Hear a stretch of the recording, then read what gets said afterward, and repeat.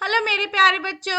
आज हम लोग पढ़ेंगे 7वां अध्याय नकली हीरे। ठीक है बच्चों, हम लोग ने 6ठे अध्याय तक कर लिया है। आप उसका लिंक डिस्क्रिप्शन बॉक्स में चेक कर सकते हो और आपके सारे सब्जेक्ट के क्वेश्चन आंसर और हम लोग चैप्टर डिस्कस करते हैं उसका लिंक भी आपको प्लेलिस्ट में मिल जाएगा, तो आप जरूर से चेक करना। चलो अब हम लोग अध्याय शुरू करते हैं।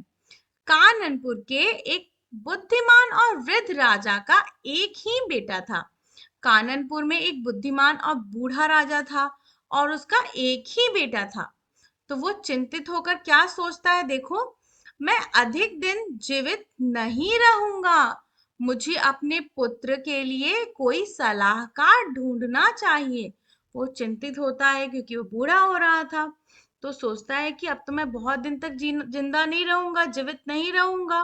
तो मुझे अपने पुत्र के लिए एक अच्छा सलाहकार जो उसको सजेस्ट कर सके, मंत्री जैसे, मतलब एडवाइजर जिसको हम लोग कहते हैं, सलाहकार ढूंढना चाहिए जो उसके निर्णय को गलत हो तो उसको बता सके कि ऐसा भी हो सकता है, उसके साथ डिस्कस कर सके।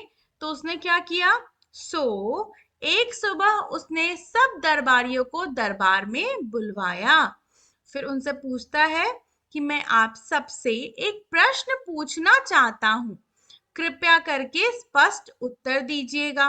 उसने सारे दरबारियों को बुलाया और फिर उनसे पूछा कि मुझे आपसे एक प्रश्न पूछना है। आप सभी उसका आराम से, अच्छे से और क्लियर क्लियर, मतलब एकदम स्पष्ट उत्तर देना है। हाँ तो हाँ, ना तो ना, ये तो ये और नहीं तो नहीं। ठीक है, चलो देखते हैं प्रश्न क्या पूछता है आखिर में राजा। राजा पूछता है, प्रश्न है, क्या मैं बुद्धिमान और ईमानदार राजा हूँ? अब उसने सारे दरबारियों को बुला लिया और उनसे पूछता है कि क्या मैं बुद्धिमान और ईमानदार राजा हूँ? सारे दरबारी थे, सब दरबारियों ने बारी बारी से यही एक उत्तर दिया। क्या दिया? निसंदेह महाराज। मतलब इस बात में तो कोई डाउट ही नहीं है, कोई संदेह ही नहीं है कि संसार में आप सा बुद्धिमान और ईमानदार राजा और कोई नहीं है। मतलब आपके जैसा बुद्धिमान और ईमानदार कोई राजा इस पूरे संसार में नहीं है। सारे दरबारियों ने उत्तर दिया। तो फिर क्या हुआ, देखो आगे। हर दरबारी को राजा ने एक एक हीरा दिया। आपके उत्तर के लिए धन्यवाद कहा और एक एक हीरा सबको देते गए। दरबारी बहुत खुश, हीरो देखकर। देखो कितनी इसकी आईज में कितनी चमक है ना, आंखें चमक रही हैं खुशी से। पर सब दरबारी प्रसन्न होकर चले गए क्योंकि उनको हीरा मिल गया।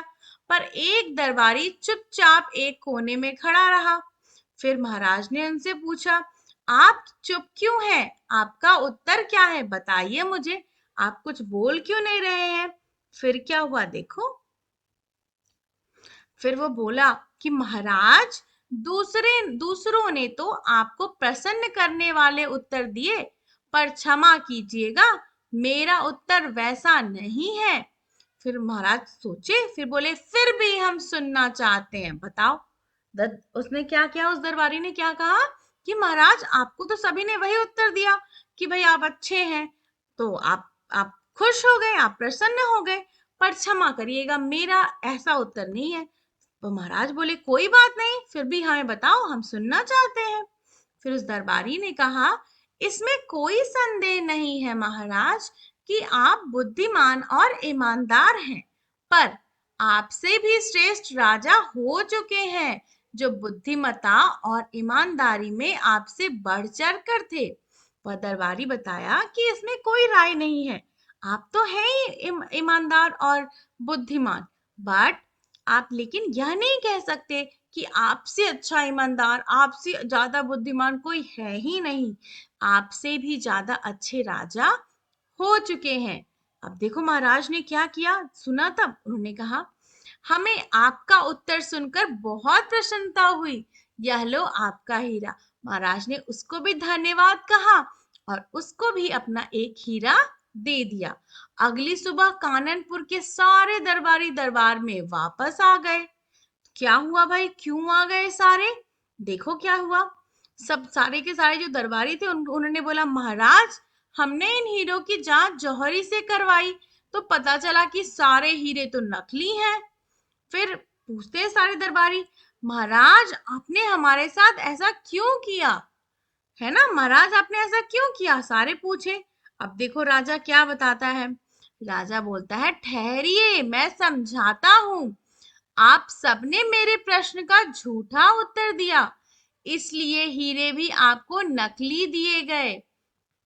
पर इस नौजवान ने सीधा साधा उत्तर दिया, इसलिए इसे असली हीरा दिया गया। राजा ने बताया कि तुम सब दरबारी मुझे प्रसन्न करने के लिए मुझे उत्तर दिया था, तो इसलिए मैंने आप सबको नकली हीरे दिए। लेकिन इस दरबारी ने मुझे प्रसन्न किए बगैर सच कहा, जो मुझे अच्छा लगा, और इसीलिए मैंने इसे असली हीरा दिया। और फिर वो कहता है, और मेरे बाद यही मेरे बेटे का विश्वस्त सलाहकार रहेगा।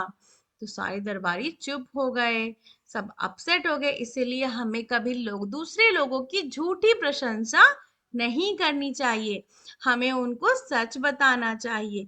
जो हमारे प्रिय लोग हैं, जो हमारा अच्छा चाहते हैं, वो हमारी झूठी प्रशंसा नहीं करते, वो हमें हमेशा सच बताते हैं और चाहते हैं कि हम इम्प्रूव करें, हम और अच्छे बने। ठीक है। और इस प्यारी सी कहानी को किसने लिखा है? नीरा बेनेगल ने। ठीक है बच्चों, तो ये प्यारी सी कहानी है। चलो अब इसका सारांश देखते हैं। तो इसका सारांश क्या होगा बच्चों? काननपुर के बुद्धिमान और वृद्ध राजा का एक बेटा था। राजा ने दरबारियों से पूछा कि क्या मैं बुद्धिमान और ईमानदार राजा हूँ? सब दरबारियों ने हाँ में उत्तर दिया और राजा की प्रशंसा की। राजा ने सभी दरबारियों को एक एक हीरा दे दिया। सब दरबारी प्रसन्न होकर चले गए, लेकिन एक युवा दरबारी चुपचाप खड़ा रहा। उसने सच्चाई से कहा कि राजा, अवश्य आप बुद्धिमान और ईमानदार हैं, पर इतिहास में आपसे भी श्रेष्ठ राजा हुए हैं। अगले दिन जब दरबारियों ने हीरे जौहरी से जांच करवाई, तो पता चला सभी के सभी हीरे नकली थे। केवल युवा दरबारी को असली हीरा मिला था, क्योंकि उसने सच कहा। फिर राजा ने समझाया कि जिन्होंने झूठे उत्तर दिए उन्हें नकली हीरे दिए गए, और जिसने सच्चाई बताई उसे असली हीरा दिया गया। और राजा ने घोषणा कर दी कि वही युवा दरबारी उसके पुत्र का सलाहकार बनेगा। तो इस कहानी से क्या हमें सीख मिली? कि हमें सच्चाई और ईमानदारी का महत्व सीखने को मिलता है। इस कहानी से हमें क्या सीख मिली बच्चों? कि हमें सच्चा और ईमानदार बनना चाहिए। ठीक है, चलो अब कुछ कठिन शब्द देखते हैं। वृद्ध का मतलब होता है बूढ़ा व्यक्ति। निसंदेह मतलब बिना किसी संदेह के, निश्चित रूप से, है ना। बुद्धिमान मतलब जिसमें बहुत समझदार हो, बहुत विवेकशील हो। श्रेष्ठ मतलब सबसे अच्छा, उत्तम। ठहरना मतलब रुकना। ईमानदार मतलब सच्चा, झूठ ना बोलता हो, फरेब ना करता हो। दरबारी मतलब राजा के दरबार में काम करने वाले। सलाहकार मतलब सलाह देने वाला। नकली मतलब जो असली नहीं है, जिसमें मिलावट है ना। जौहरी मतलब क्या हुआ? हीरे मोती की पहचान करने वाला। अभी आपने सारे कठिन शब्द के हिंदी अर्थ समझ लिए। चलो अब इंग्लिश मीनिंग देखते हैं। वृद्ध मतलब क्या होता है? Old, aged people. निसंदेह का मतलब होता है विदाउट डाउट, श्योरली, जिसमें आप एकदम श्योर हो। बुद्धिमान मतलब होता है वाइज, इंटेलिजेंट। श्रेष्ठ मतलब होता है सुपीरियर, बेस्ट, है ना, कुछ बेस्ट होता है। ठहरना मतलब रुकना, टू स्टॉप और टू पॉज। कई बार आप वीडियो देखते देखते पॉज कर देते हो ना, उसको ठहर रोक देते हो। ईमानदार मतलब होता है ऑनेस्ट, ट्रूथफुल पर्सन, जो सच्चा हो।